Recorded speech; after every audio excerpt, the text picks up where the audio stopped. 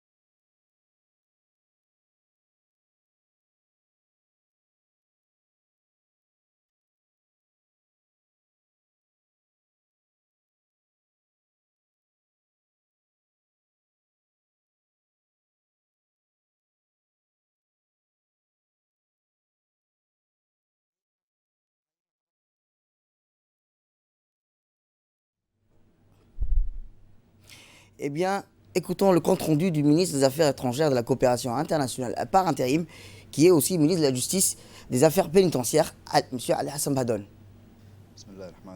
Sous la présidence de son Excellence, M. Ismaël Omar Guelleh, président de la République, chef du gouvernement, a eu lieu ce mardi 3 mars 2020 la 4e séance du Conseil des ministres.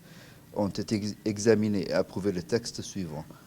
Ministère des Affaires étrangères et de la coopération internationale, porte-parole du gouvernement. Première question. Projet de loi portant ratification de la charte constitutive du Conseil des États arabes et africains côtiers de la mer Rouge et du golfe d'Aden. Le projet de loi a pour objet la ratification de la charte constitutive du Conseil des États arabes et africains côtiers de la mer Rouge et du golfe d'Aden. Les détroits de Bab el-Mandeb représentent un intérêt extrême pour la navigation. Situé entre la mer Rouge et le golfe d'Aden, il est le deuxième point de passage mondial où transite le flux commercial. Conscient de l'importance de cette zone maritime sur le plan commercial et transitaire, 8 pays côtiers de la mer Rouge et du golfe d'Aden ont signé le 6 janvier 2020 la charte créant le Conseil des États arabes et africains, dont l'objectif principal est d'assurer la libre circulation et la sécurité des personnes et des marchandises dans les eaux maritimes régionales et internationales, et de permettre une meilleure coopération dans plusieurs domaines politiques, économiques, sécuritaires, énergétiques, entre autres, entre ces États. Cette organisation sera munie d'un statut qui s'inscrit dans le cadre d'une convention avec l'ONU, l'Union africaine et la Ligue des États arabes, de manière à garantir une meilleure réalisation des objectifs. Cette charte mentionne également la possibilité au Conseil de coopérer avec les États non côtiers et des organisations régionales et internationales. L'adoption de ce projet permettra à notre pays de participer pleinement à la coopération et la sécurisation de la mer Rouge et du golfe d'Aden. Ministère du Travail chargé de la réforme de l'administration. Deuxième question. Projet de loi portant ratification de la Convention de l'Organisation internationale du travail relative à la protection de la maternité. Le projet de loi a pour objet la ratification de la Convention numéro 183 sur la protection de la maternité. Le 9 mars 2019, lors de la Journée internationale des femmes, le président de la République a déclaré que le congé maternité passera de 14 semaines à 26 semaines pour permettre aux femmes de rester sur le marché du travail sans se retrouver face au choix cornélien de perdre son emploi ou de devoir quitter son nouveau-né bien trop tôt. Ainsi, la loi 51 de l'Assemblée nationale de l'an 2019, 8e législature, sur le congé maternité a été promulguée. Cette dernière étendant le délai les 10 congés de 26 à 26 semaines au lieu de 14 semaines au préalable. Le gouvernement a exprimé ainsi sa volonté d'affirmer la concrétisation de la protection de la maternité et de s'ériger parmi les pays de référence en matière de droits concédés au genre. La présente convention préconise l'adoption de mesures propres à garantir que la maternité ne constitue pas une source de discrimination. Aussi, notre pays affiche le plus grand intérêt à la ratification de cette convention, qui constitue à ce jour l'instrument le plus pertinent en matière de protection de la maternité. Toujours ministère du Travail chargé de la réforme. Troisième question, projet de décret portant organisation du service civique des volontaires pour l'emploi. Le projet de décret a pour objet la création d'un service civique volontaire pour l'emploi au sein de la direction d'études et de la planification du ministère du Travail. Ce service aura pour mission d'assurer le rôle d'interconnexion entre les institutions œuvrant dans la politique de l'employabilité des jeunes et de renforcer l'amélioration et l'employabilité de ces jeunes diplômés ou sans qualification pour l'acquisition d'une expérience professionnelle volontaire. Ce nouveau service propose des programmes de renforcement des capacités et d'insertion professionnelle aux jeunes diplômés et aux jeunes sans qualification, aux jeunes en situation de décrochage scolaire et sans occupation, ainsi que les jeunes à besoins spéciaux. Il offre l'opportunité aux jeunes de faire des expériences formatrices et enrichissantes, de tester ses talents et les talents de développement du sens civique. Ce service civique est structuré autour d'un comité stratégique et d'un comité de pilotage. La création de cet outil vise donc à renforcer l'engagement social, la cohésion et la solidarité nationale et la lutte contre le chômage. Cette quatrième séance du Conseil des ministres, dirigée par le chef de l'État et chef du gouvernement, son Excellence Ismaël Omar Guelleh, les 4 questions ont été inscrites à l'ordre du jour de ce Conseil. Plusieurs nominations ont été faites. Réécoutons le compte-rendu du ministre des Affaires étrangères, de la coopération internationale par intérim et ministre de la Justice et des Affaires pénitentiaires, M. Ali Hassan Badon. Quatrième question. Projet de décret portant affectation et nomination de magistrats. Sur proposition du ministère de la Justice et des Affaires pénitentiaires chargé des droits de l'homme, le Conseil des ministres a pris le décret suivant. Madame Lamis Mohamed Saïd, magistrate de 2e grade, 6e échelon, juge d'instruction au tribunal de première instance, est nommée au poste de fonction de procureur de la République en remplacement numérique de M. Eid Ahmed Ibrahim. M. Abdullahi Ousmane Ibrahim, magistrat de 2e grade, 6e échelon, conseiller à la Cour d'appel, est nommé magistrat instructeur près le tribunal de première instance. M. Eid Ahmed Ibrahim est nommé directeur de la communication et des technologies de l'information et de la documentation au ministère de la Justice, en remplacement de Mme Faiza Hussein Ouaïs. Mme Faiza Hussein Ouaïs est nommée conseillère technique auprès du ministre de la Justice. En fin de séance, les membres du gouvernement ont rendu compte de leur mission et ont fait divers communiqués. Communication. Le ministre de la Santé a fait un rapport de mission à la réunion ministérielle sur le flambée de la maladie du coronavirus, Covid-19, réunion qui s'est tenue du 20 au 22 février à Addis Abeba, dans le cadre de l'Union africaine. Le ministre du Budget a fait un compte-rendu sur sa participation à la 3e édition du Forum international intitulé FITA, Financing Investment and Trade in Africa, FITA 2020, qui s'est tenu du 4 au 6 février 2020 en Tunisie. Le ministre du Travail chargé de la réforme de l'administration a fait un rapport de sa mission à la réunion ministérielle sur la protection relative à la libre circulation des personnes et la transhumance dans la région de l'IGAD, qui s'est tenue du 24 au 27 février 2020 à Khartoum. Enfin, le ministre du Logement a fait un compte-rendu sur sa participation à la 10e édition du Forum mondial urbain qui s'est tenu du 8 au 14 février 2020 à Abu Dhabi. Dans le cadre de ces rapports de compte-rendu, le ministre de la Santé a fait une communication relative à la question de la prévention de l'épidémie de coronavirus dans notre pays. En effet, une réunion s'est tenue hier sous la présence et la houlette du président de la République, où a été abordé les questions de traitement et de la prévention et des procédures de protection contre l'épidémie. En effet, nous savons tous que cette maladie, qui est une épidémie mondiale, une pandémie, se propage tous les jours. Donc, la réunion portait sur la sécurisation des entrées de notre pays, la mise en place des systèmes de contrôle et les préventions en cas de personnes contaminées. Prévention pour éviter la propagation de cette maladie et de cette épidémie, pour que la protection de la population soit au maximum. Il est vrai que nous sommes dans un contexte d'épidémie, donc il est important et urgent que chaque institution qui contribue à la santé publique joue son rôle pleinement. Donc il a été abordé lors de cette réunion que les ministres, notamment de la santé, de l'intérieur, qui s'occupent des entrées du pays, coopèrent également des douanes, coopèrent ensemble pour que les précautions et les filtres nécessaires soient mis en place à l'entrée du pays, que ce soit par voie terrestre, maritime ou aérienne. D'autre part, le ministère de la Santé a fait connaître au Conseil des ministres la mise en place de centres de quarantaine qui pourraient être utilisés le cas échéant. C'était le 4e séance du Conseil des ministres, dirigé sous la présidence du chef de l'État et chef du gouvernement, M. Ismaël Omar Guelleh, en ce mardi 3 mars. 4 questions étaient inscrites à l'ordre du jour de ce Conseil.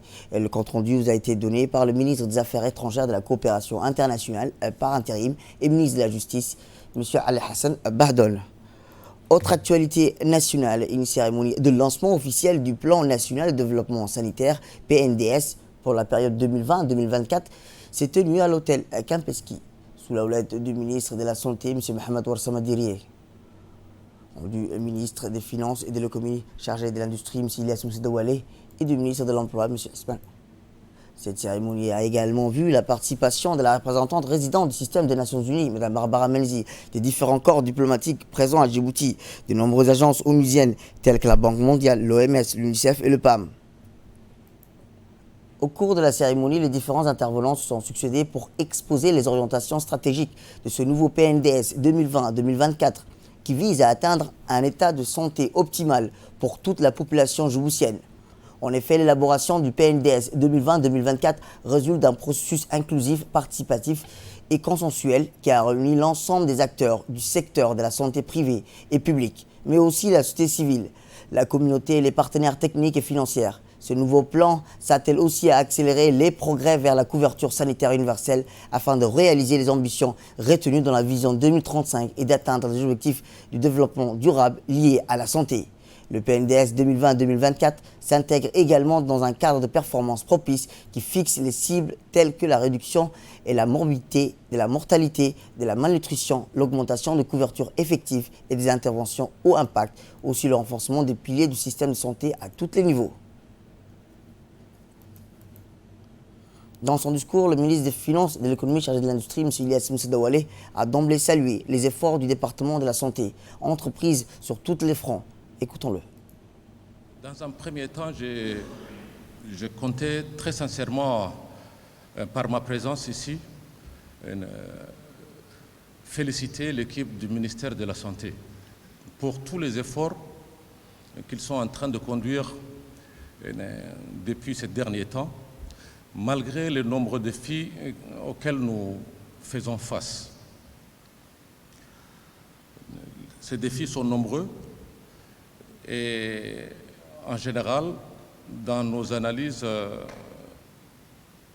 prospectives, nous les avons d'ores et déjà intégrés dans notre démarche de rédaction de la vision à long terme de la République de Djibouti.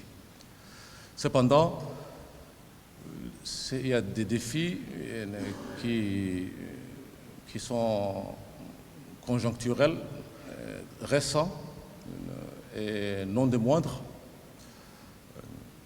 notamment sur les derniers étant ce virus qui est en train de sévir le monde. Et par voie de conséquence, suppose un travail encore beaucoup plus important de la part de la République de Djibouti en entier, mais également de l'équipe de la santé. Je tiens ici à faire part de ma satisfaction en tant que ministre de l'économie, mais également de la satisfaction de tous les partenaires, parce que nous constatons qu'il y a une démarche, si j'ose dire, un peu open book au ministère de la Santé. Et nous encourageons vers cette initiative pour que non seulement le budget qui est mis puisse être apprécié à sa juste valeur, mais que les partenaires mettent encore davantage de ressources. Parce que je disais tout à l'heure, dans mes recommandations, j'aurai également à faire une plaidoirie pour apporter suffisamment de ressources, en plus de ressources sur le plan budgétaire. Dans son discours, le ministre de la Santé, M. Mohamed Ouarsama Dirie, a rappelé les défis importants du secteur de santé, notamment les épreuves des urgences sanitaires, des maladies vectorielles et diarrhéiques, auxquelles s'ajoute le risque du nouveau virus Covid-19. À l'occasion du lancement de la stratégie nationale du secteur de la santé, votre présence parmi nous est le signe de l'intérêt particulier que vous portez au secteur de la santé et vous avez pour cela toute notre reconnaissance. Mesdames et messieurs, le système de santé de Djibouti, malgré les progrès réalisés ces dernières années sur les indicateurs clés, fait face à des défis importants. C'est un système souvent mis à l'épreuve par des urgences sanitaires. C'est souvent le cas des maladies vectorielles diarrhéiques auxquelles se rajoutent les risques de nouveaux virus Covid-19 pour lesquels nous poursuivons les efforts de préparation aujourd'hui. C'est enfin un système d'information sanitaire qui nécessite d'être renforcé et modernisé. Ce sont toutes ces spécificités qui sont prises en compte dans le nouveau plan quinquennal. Le plan de développement sanitaire PENDES 2020-2024 est la volonté d'une transformation de l'ensemble de notre système de santé. Une transformation qui veut apporter des solutions durables aux défis sanitaires liés aux maladies transmissibles, aux maladies non transmissibles, à la malnutrition et aux urgences sanitaires de toute nature. Une transformation qui se veut numérique pour faciliter la prise de décisions basée sur des données fiables transmises en temps réel, mais surtout une transformation tournée vers la redevabilité et l'exigence de résultats à tous les niveaux. En bref et en image, où le ministre du Commerce, Hassan Mohamed Ibrahim, à la tête d'une importante délégation, a effectué une visite officielle du 1er au 3 mars 2020 au royaume d'Archimite de Jordanie. Le ministre du Commerce s'est entretenu avec le ministre jordanien du Commerce et de l'Industrie et de l'Approvisionnement, M. Tarq Al-Humri. Les deux ministres ont discuté des mécanismes pour renforcer la coopération économique entre les deux pays dans divers domaines, en particulier le commerce et l'investissement, afin de stimuler les secteurs privés respectifs et à saisir les opportunités qu'offrent Djibouti et la Jordanie. À cette occasion, un document portant sur les termes de référence relatifs aux négociations futures pour aboutir à un accord de commerce préférentiel entre les deux États a été signé par notre ministre et son homologue jordanien. D'autre part, un autre accord sur une coopération en matière d'investissement entre les deux pays a été signé. Durant cette visite, le ministre a eu un entretien avec le ministre jordanien de l'économie numérique, M. Mtana, pour que Djibouti bénéficie de l'expérience jordanienne en matière de développement de l'économie numérique. Et enfin, le ministre a eu également une rencontre avec le ministre jordanien du Tourisme, Madame Madja, pour une coopération dans le domaine du tourisme, notamment le partage de l'expérience jordanienne de l'exploitation touristique de la mer Morte, en vue de dupliquer cette dernière expérience pour développer le volet touristique de l'exploitation du site du lac Assal. Revenons à Djibouti où l'inspection anglaise, en collaboration avec le British Council, a organisé la première journée intitulée English Day à Djibouti. La cérémonie s'est déroulée le 29 février dernier à l'hôtel Acacia et a vu la participation de l'inspecteur Abdelkarim Hirsi, les chefs d'établissement et tous les clubs anglais des collèges et des lycées de la capitale. Rappelons que les participants ont assisté aux différentes activités comme des sketchs, des divers jeux en lien avec la langue pour commémorer la première édition de l'English Day. Dans la foulée, il a été décidé de commémorer la journée d'anglais. Chaque année, pour rappel, l'enseignement de l'anglais a pris une nouvelle dimension avec une série de nouvelles activités, dont notamment des formations des formateurs, mais aussi des formations pour les profs responsables des clubs d'anglais, ainsi que les formations hebdomadaires sous forme de webinaires, formation à distance pour les enseignants et en anglais. L'introduction de l'enseignement de langue anglaise dès la primaire et dans le système éducatif national est aussi une mesure forte dans l'amélioration de l'enseignement et apprentissage. Les MONFOP met ainsi en œuvre une volonté du gouvernement de renforcer l'enseignement de l'anglais qui réveille une importance capitale dans le cadre de l'ambition de la République Djibouti, former un capital humain à la hauteur des enjeux socio-économiques du pays. Un concours d'admission à la formation de surveillants de baignade s'est déroulé en 2 phases. Dans un premier temps, les candidats ont eu un entretien oral portant sur la maîtrise du français. Ils ont été interrogés par 4 jurys mixtes, composés chacun d'un professeur de français et d'un professeur d'EPS. Spécialiste de la natation, cette première phase s'est déroulée au lycée technique de Gabod. Dans un second temps, les candidats ont passé un test pratique de natation qui a été organisé à la piscine du régiment d'artillerie des forces armées djiboutiennes à Boulaos. Ce test pratique qui a mobilisé 10 professeurs d'éducation physique et sportive spécialisés en natation a permis la passation de près de 80 candidats et candidates. Les résultats seront affichés le mardi 3 mars. Les candidats et candidates sélectionnés ont vocation, après une formation en didactique pratique de 4 mois et stage pratiqué d'été 2 mois, juillet à août, à exercer le métier de surveillant de baignade sur les plages publiques, les piscines des hôtels et d'autres endroits tels que le centre aéré. Et enfin, à l'instar des autres régions de l'intérieur, la région d'Obok a démarré hier la campagne de vaccination contre la rougeole. Cette campagne a vu la participation du préfet de la région Abdelmalik Mohamed Banoïta, et du président du conseil régional Mohamed Ahmed, et les activités ont démarré dans les écoles. Il est prévu qu'une vaccination de masse contre la rougeole a débuté du 1er et continuera jusqu'au 8 mars dans les localités et dans les régions. Dr Ibrahim Dembia, dans son message, exhortait les parents à faire vacciner leurs enfants.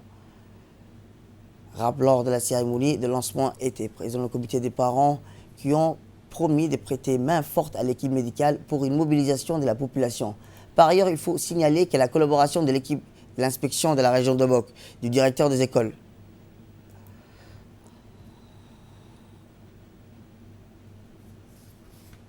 qui va se dérouler du 1er mars au 8 de ce mois-ci. Et pour aujourd'hui, l'école d'Obok 1, les élèves d'Obok 1 ont été vaccinés dès la préscolaire aux 5e année. Et en tout cas, la vaccination s'est bien tenue. Et nous remercions le ministère de la Santé. Dr Ibrahim Dembio a dans son message exhorté les parents à faire vacciner leurs enfants afin de les protéger contre la rougeole qui sévit dans nos contrées.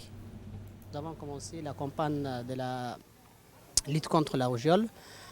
Nous avons commencé avec les écoles. Dans cette campagne, nous allons vacciner les enfants de 6 mois à 15 ans. Donc la vaccination, c'est très important pour les enfants. Ça permet d'éviter les maladies telles que la rougeole. Pour le moment, on a ciblé la rougeole. Après, il y aura la polio. Et nous avons commencé dans la région d'Obok ce matin à l'école 1. Donc après, nous allons attaquer les autres parties, c'est-à-dire la ville. Après, on va faire dans les autres localités. Donc pour le moment, la campagne, ça se passe bien. Ça a été inauguré par les préfets de la région et les présidents du conseil. Donc parents d'élèves, s'il vous plaît, amener les enfants à la vaccination. C'est très très important pour les enfants, la vaccination. Il faut amener les enfants à là où on vaccine. Il faut aider les vaccinateurs à faire la campagne de vaccination. Il faut nous aider dans la tâche qui est la nôtre. Et enfin, dans l'actualité internationale, je vous le dis dans le titre, l'Union européenne va empêcher une nouvelle crise migratoire à ses portées. Dans ce contexte, les 27 soutiennent la ligne ferme défendue par la Grèce face aux arrivées et demandeurs d'asile. Le président de la Commission européenne, du Parlement européen et du Conseil européen se rendront d'ailleurs ce mardi en Grèce. Une réunion extraordinaire des 27 ministres de l'Intérieur devrait avoir lieu cette semaine. Cette affaire soulève plus largement la question des relations avec la Turquie et en particulier l'accord migratoire conclu avec Ankara. Le texte adopté en 2016 a pour objectif de mettre un terme à l'immigration irrégulière par le territoire turc. Ankara a finalement décidé d'ouvrir ses frontières. Pour la présidente de la Commission européenne, Ursula von der Leyen, ce que nous voyons maintenant ne peut être la réponse et la solution aux tensions actuelles. C'est tout pour cette édition. Merci à vous de nous avoir suivis. Restez avec nous pour la suite de nos programmes télévisés.